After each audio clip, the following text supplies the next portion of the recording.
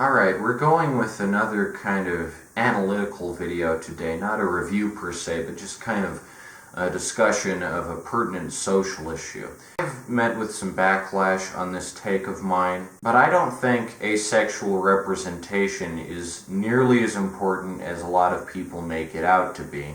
And before you hop in the comments section, full disclosure, I myself am an asexual. I have never felt romantic or sexual attraction to anyone, aromantic too, of course. As a result, I feel entitled to speak on this subject. First off, I really don't think asexuality is persecuted to the same extent that being gay or being a lesbian is, and I think it'd be disingenuous to pretend that I, as someone who doesn't engage in sexual behavior at all, am as persecuted as some people who are talked down to just because of who they're into.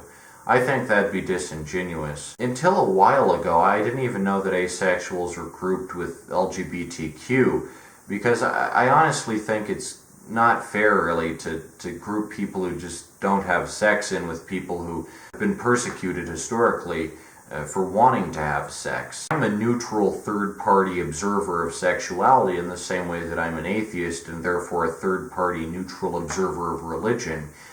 Which isn't to say I don't think I can speak on sexuality, because I've seen a lot, I've been around quite a bit, but I really don't think asexuals are persecuted to the same extent as gay people.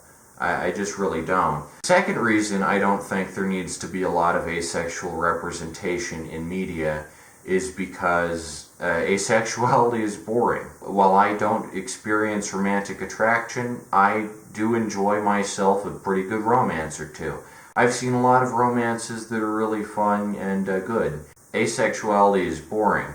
I don't think you could make a movie about asexuality in the same way you could potentially make like a gay romance or a lesbian romance or even a straight romance. There's nothing to it.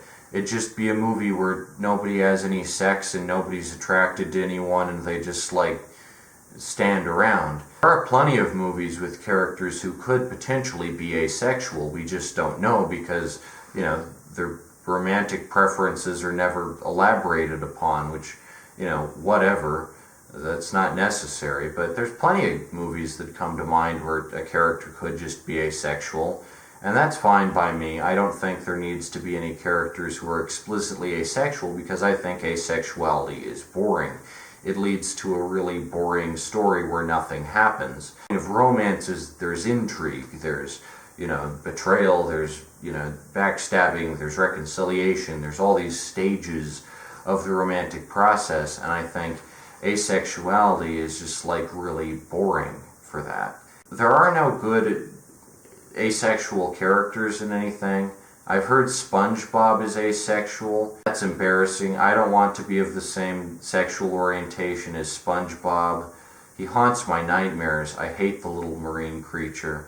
In all honesty, he's probably not asexual. The writers are just such a bunch of lazy hacks. They never bothered to give him a romantic storyline because they don't care about the quality of the show they're making. The other characters commonly cited as an example of an asexual is Sheldon Cooper. I think Sheldon Cooper is the worst. I think The Big Bang Theory is the worst.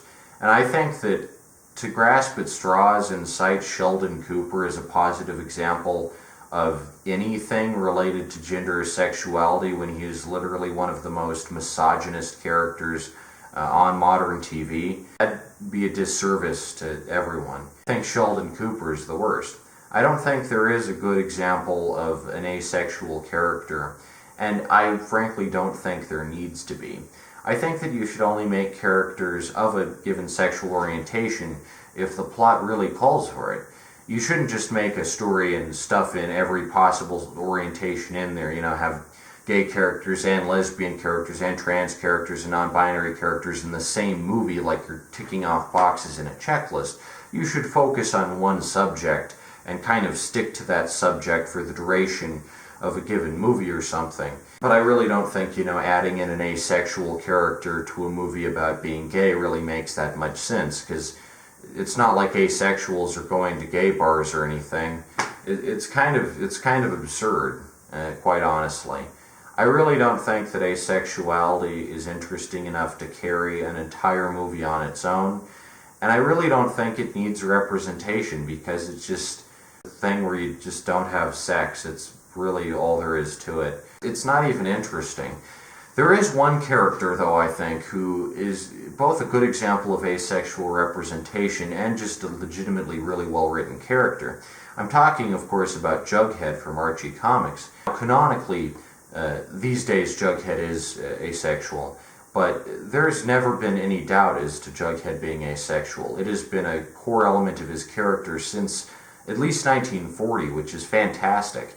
That might actually make him one of the earliest non-straight characters in any comic, which I find pretty interesting. But not just that, there are tons of interesting storylines which play off Jughead's aversion to sex, particularly the storylines where his dynamic with Ethel, and there are a lot of funny stories where a bunch of girls chase him around because they think he's hot, and he's like, no, I don't want to go out with any of you. That's funny. But other than that, there's really like no good asexual characters.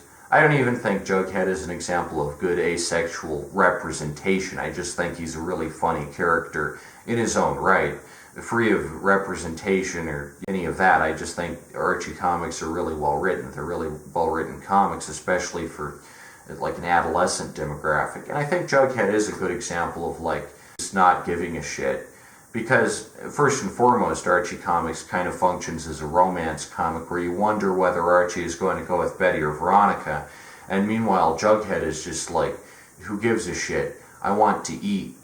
That's really funny. Aside from that, though, I really don't see any potential for asexuality in any storyline. It's just not interesting.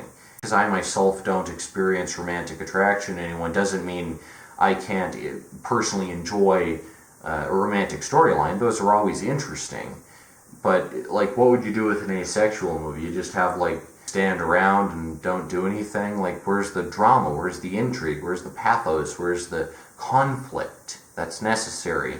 That's a necessary component of narrative. So yeah, I think that asexual representation is kind of overhyped. I don't think asexuals need representation in the same way gay people or trans people do. Because, like, seriously, there are still so few, like, legitimately good trans movies out there. And that's a shame, because there's a lot of intricacy to the trans experience. And I think there should be more of that and more gay romances. Give gay people some more movies. They deserve it, you know, after all the centuries of hardship they've been through. Asexuals really don't face that much difficulty. You know, someone might just ask, oh, you're not going out with so-and-so? And I'll just be like, yeah, I'm not. And they'll be like, oh, okay. Not participating in something is less likely to stir up controversy or anything, really. I've never felt persecuted as an asexual. I've never felt like my experience was abnormal. I've never felt like it lay beyond the bounds of placidity. You know, it's a very like placid experience. It's a very like just like you just don't care. You just don't care about any of it. At the same time, though, I do think there are some great romance movies out there, some great, you know, interesting movies like that, but darned if we'll ever see an asexual one, because like what do you do there? Hopefully it won't be like Sheldon Cooper if they ever do make that. I don't even think Sheldon Cooper is asexual. He's kind of an incel, you know, and incels fucking suck, but that's a topic for another day. That's my thoughts on asexual representation. What are your thoughts? I find the whole subject kind of interesting. Like I said, I didn't even know that asexuals were LGBTQ. I don't know if they should be, because, like, I don't have sex, so, like, it just doesn't really make any sense. And I've never felt persecuted or, like, anything, so I just feel like it's kind of unfair to pretend like I'm part of some, like, marginalized group when, like, really, like, as an asexual, it's no way is it as hard as being, like, lesbians or something. Because they have to go through a lot more shit than I do, I presume. That's kind of interesting. It's interesting to see the ways sexuality and sexual orientations are portrayed in media and in the years ahead.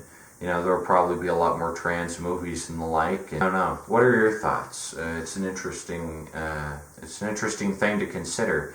Asexual representation. I've seen a lot of videos on the subject of a lot of asexuals being like, "Hey, we want our own movie," and it's like, you already have your own movie. Pretty much any movie where sex just isn't referenced, because asexuality is defined as a lack of sexuality. Aromanticism is described as a lack of romanticism. So basically a lot of movies just don't have sex or romance in them.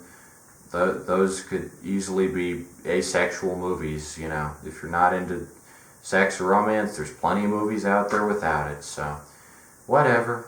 What are your thoughts? I'm real tired of having massive headache, but yeah, that's the video. This will probably be one of my more controversial ones, but that's just my thoughts. Them's the facts. Them's the thoughts. What are your thoughts? I'm out. Sayonara, suckers.